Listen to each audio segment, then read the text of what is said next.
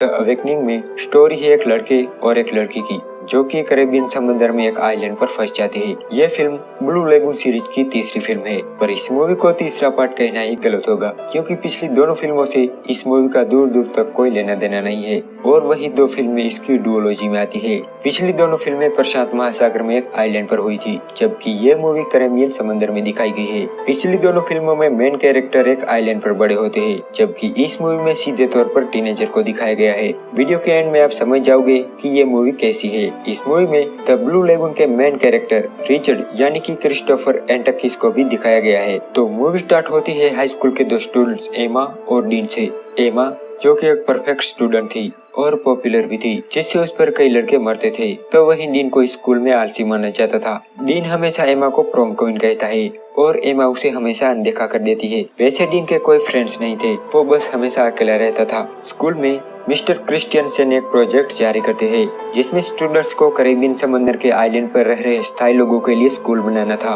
और इसलिए उन्हें कैरेबियन आइलैंड पर जाना था। उनकी इस ट्रिप में अभी एक दिन का वक्त लगने वाला था। एक रात एमा की फ्रेंड्स एमा को एक पार्टी में चलने को कहती है जो कि एक बोट पर होने वाली थी। एमा पहले तो मना कर देती है पर बाद में वो मान जाती है। वो सभी रेडी होकर पार्टी में जाते हैं जहाँ डीन भी था। तभी पुलिस की रेड पड़ती है क्योंकि पुलिस को गांजे और ड्रग्स की खबर मिली थी। इस भगदड़ में एमा पानी में गिर जाती है, जिसे बचाने के लिए डीन भी कूद पड़ता है और वो दोनों पीछे बंधी हुई छोटी बोट में बैठ जाते हैं। अब डीन वो रस्सी काट देता है क्योंकि अगर पुलिस ने किसी को भी ड्रग्स के मामले में अरेस्ट किया तो उनका नाम भी आ जाएगा, इसलिए वो कहता है कि हम इस बोट से चले जाएंगे। पर जब वो देखता है तो बोट में इंजन ही नहीं था और तब तक पुलिस और बोट भी चली गई थी। अब वो दोनों समुद्र में अकेले फंस गए थे और ऊपर से तेज बारिश और तूफान भी आ जाता है। सुबह जब उनकी आँख खुलती है तो वो देखते हैं कि वो समुद्र में बहुत आगे आ चुके हैं, जहाँ नेटवर्क सिग्नल भी नहीं मिल रहा। यहाँ मिस्टर क्रिस्टियन को पता चलता है कि डीन और एमा लापता है। उनके दोस्तों से पूछने पर उन्हें पता चलता है कि वो बोट पर थे,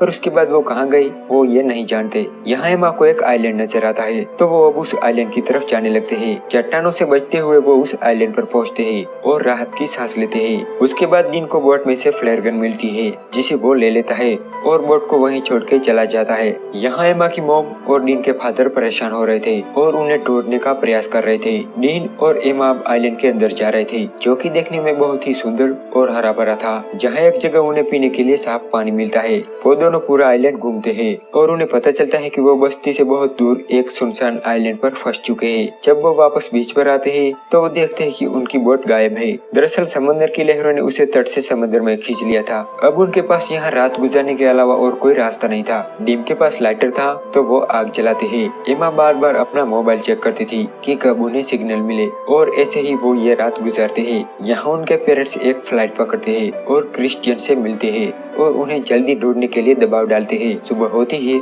और डीन स्विमिंग करने लगता है तो वहीं एमा पानी भरने के लिए जाती है, जहाँ उसे जंगल से कुछ आवाज सुनाई देती है। अब वो दोनों सिर छिपाने के लिए एक टेंट बनाते हैं और इस द्वीप पर मौजूद नारियल और कुछ फ्रूट से पेट भरते हैं। वैसे तो डीन और एमा की स्कूल में कुछ ज्यादा बनती नहीं थी, पर यहाँ हालात के आगे वो अपना सर झुका लेते हैं। अब वो दोनों अच्छे फ्रेंड से कुछ और बन गए थे। डीन एमा को देखा करता था तो वहीं एमा भी डीन की तरफ अट्रैक्ट हो रही थी। एक बार डीन को बीच पर एक इंसानी कंकाल दिखाई देता है जिसे देखकर एमा बहुत डर जाती है। तो डीन उसे शांत करते हुए कहता है कि हो सकता है कि ये यहाँ का स्थायी मछुआरा हो या फिर ड्रग स्मगलर या शराबी भी हो सकता है जो नशे में यहाँ आया हो और फिर भूख प्यास से मर गया हो। डरने की कोई जरूरत नहीं, हमें कुछ नहीं होगा। उसके बाद दोनों क्लोज आ जाते हैं और इंटीमेट होते हैं। एक सुबह एमा सो के उठती है तो उसे डीन कहीं नजर नहीं आता। जब वो उसे ढूंढते हुए आइलैंड के बीच पहुँचती है तो वो देखती है कि डीन उस कंकाल को गड्ढा खोदकर दफना रहा है। एमा डीन पर गुस्सा हो जाती है।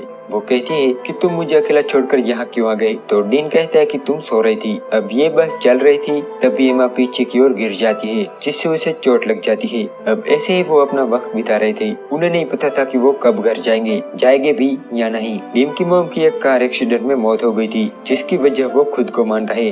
यही वजह थी कि वो हमेशा डिप्रेशन में रहता है, इसलिए उसके कोई दोस्त नहीं है। पर इस आइलैंड पर वो बहुत खुश था। यहाँ डीन और एमा के पेरेंट्स उन्हें ढूंढने की हर कोशिश करते हैं। वो रेस्क्यू टीम को समुद्र में भेजते हैं, हेलीकॉप्टर भेजते हैं, मीडिया में न्यूज भी देते हैं और साथ ही वो खुद उन बच्चों के मिसिंग पोस्टर लोगों में बांटते हैं। लेकिन एंड में वो दोनों हार मान लेते हैं और अपने अपने घर चले जाते हैं। यहाँ आइलैंड पर एमा और डीन अपनी रोमांटिक लाइफ जी रहे थे। एक दिन डीन आइलैंड में और आगे जाता है और एमा भी वहीं थी तभी उन्हें प्लेन की आवाज सुनाई देती है। अब जहाँ वो थे वहाँ बहुत पेड़ थे, इसलिए वो भाग के बीच पर पहुँचते हैं। पर जब तक वो वहाँ पहुँचते हैं वो प्लेन वहाँ से जा चुका था। एमा कहती है कि तुमने फ्लेयर गन क्यों नहीं चलाई। डीन कहता है कि मुझे मिली ही नहीं। जब वो लोग उसे वापस से ढूंढते हैं तो उन्हें पता चलता है कि सिर्फ फ्लेयर गन ही नहीं और भी कई चीजें गायब थी, जैसे कि पानी की बोतल, एमा का सनस्क्रीन और टूथपेस्ट। ये देख के एमा का दिमाग खराब हो जाता है। वो डीन पर गुस्सा हो जाती है और कहती है कि मैं यहाँ एक पल भी रहना नहीं चाहती। अब उन्हें लग रहा था कि वो कभी घर नहीं जा पाएंगे। एक बार डीन को किसी जंगली जानवर के दहाड़ने की आवाज आती है और वो उस आवाज की तरफ जाता है। एमा भी उसके पीछे आ रही थी। तभी डीन के सामने एक ब्लैक पैंथर आ जाता है और वो उसे मारने के लिए आगे बढ़ता है। डीन अपनी जान बचाकर भागने लगता है। भागते भागते एक जगह डीन गिर जाता है। जब एमा वहाँ पहुँचती है तो वो देखती है कि पैंथर को डीन ने मार दिया है। यहाँ उनके पेरेंट्स उन्हें बहुत मिस करते थे, तो वहीं डीन और एमा यहाँ खुश रहने की कोशिश कर रहे थे। एक दिन जब वो दोनों पेड़ के नीचे सो रहे थे तब बंदर उनका सारा सामान एक एक करके फेंकने लगते हैं, जिसमें फ्लेयर गन भी थी। बंदर वो भी फेंक देते हैं। फ्लेयर मिलते ही एमा उसे चला देती है। डीन कहता है कि ये तुम क्या कर रही हो, हमें यहाँ कोई नहीं देखने वाला। जिस पर एमा गुस्सा होकर कहती है कि तुम तो कोशिश भी नहीं कर रहे यहाँ से निकलने की। मैं यहाँ एक पल भी रुकना नहीं चाहती। हम जो लाइफ जी रहे हैं उसे जीना नहीं बल्कि सरवाइव करना कहते हैं। एक बार उन्हें हेलीकॉप्टर की आवाज सुनाई देती है और वो भागकर बीच पर पहुंचते हैं, जहां वो हेलीकॉप्टर उन्हें देख लेता है और घर ले आता है। उनके मिल जाने से सभी बहुत खुश थे। वो दोनों अपने पेरेंट्स से मिलते हैं और अपने दोस्तों से मिलते हैं। एक रात डीन एमा के घर आता है, जहाँ बातों बातों में डीन समझ जाता है कि एमा को अब उसमें इंटरेस्ट नहीं है। एमा उसे अगले दिन पार्टी में आने को कहती है। डीन पार्टी में तो जाता है पर अब एमा के पास उसके लिए वक्त ही नहीं था। वो फिर से अपने दोस्तों के साथ घुल मिल गई थी और डीन को इग्नोर ही करती जा रही थी। डीन भी अपनी पुरानी लाइफ जीने लगता है पर अभी भी वो एमा को भूला नहीं था। एक दिन एक पार्टी में एमा देखती है कि डीन उसका बाहर वेट कर रहा है। ये देख के वो बाहर जाती है और उसके गले लग जाती है। उन्होंने पूरे 100 दिन उस आइलैंड पर बिताए थे और यहाँ ये मूवी एंड हो जाती है। अगर मैं इस मूवी की कमियां और गलतियां आपको बताऊं तो उस पर एक पूरी की पूरी वीडियो बन सकती है। ब्लू लेगून सीरीज प्राकृतिक प्रेम की सुंदरता और प्रकृति को दर्शाती है, जबकि इस मूवी का उससे कोई लेना देना नहीं है। पिछली दोनों फिल्में देखने में सीरियस और रियलिस्टिक लगती है, जबकि इस मूवी में ड्रामे के अलावा और कुछ नहीं है। जिन्हें लगता है कि ये अच्छी मूवी है तो उन्हें पुरानी दोनों मूवी जरूर देखनी चाहिए।